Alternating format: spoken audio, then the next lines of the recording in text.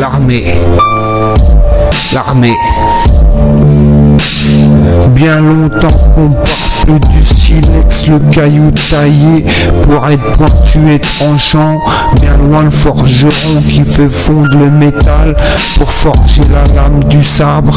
Maintenant c'est des revolvers, des armes automatiques, des lance-roquettes, des tanks, des missiles, des torpilles. Maintenant ça te trouve, ça te rafale, ça te fait peur jusqu'à ce que tu te pisses dessus. Ça te fait des choses que tu peux rien y faire.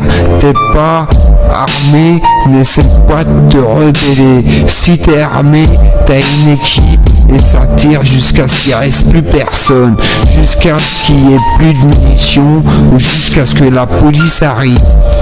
En Europe, un pays n'est un pays que s'il a une armée pour se défendre.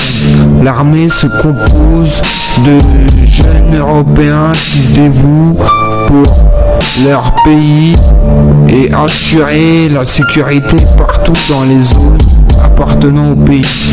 Ils sont formés, leurs supérieurs s'assurent que les règles sont assimilées. Ils manieront les armes, feront de la simulation de guerre, seront entraînés, ils partiront en mission dans les conflits où le renfort est demandé. Ils grandiront, ils riront, ils pleureront, il y en a qui mourront. Certains évolueront pour une retraite gratifiante. Certains seront des héros, certains auront des destins pas exceptionnels.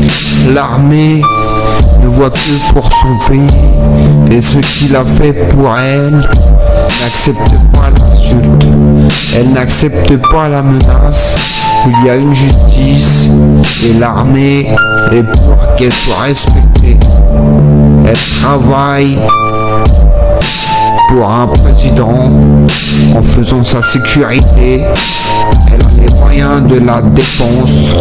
Gérer cette institution fait de cette personne un autre homme. Des responsabilités qui apportent des problèmes de conscience si la personne désignée n'est pas à la hauteur de ce poste. Ce n'est pas conseillé de trahir, c'est la République qui est impliquée, c'est pas la personne, c'est l'assermentation, la sanction militaire est adaptée au secret professionnel pour faire comprendre que l'armée est censée faire travail, protéger et tout le monde a à y gagner. Pour que l'armée soit menacée, c'est pas l'armée d'un... Que l'armée soit menacée, c'est par l'armée d'un autre pays qui voudrait dire que l'Europe a tort. Or, l'Europe est un médiateur qui sait ce qu'on peut lui reprocher. Elle commercialise les engins militaires, les alarmes, ce qui veut dire qu'elle les fabrique. C'est pas toutes les armées, donc l'armée centrale est en tort d'être centralisée.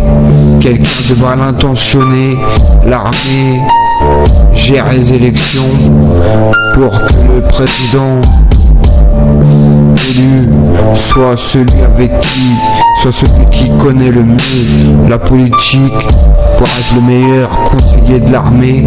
Et si l'armée est gérée par le meilleur étudiant, il y a l'espoir d'un jour la paix dans le monde.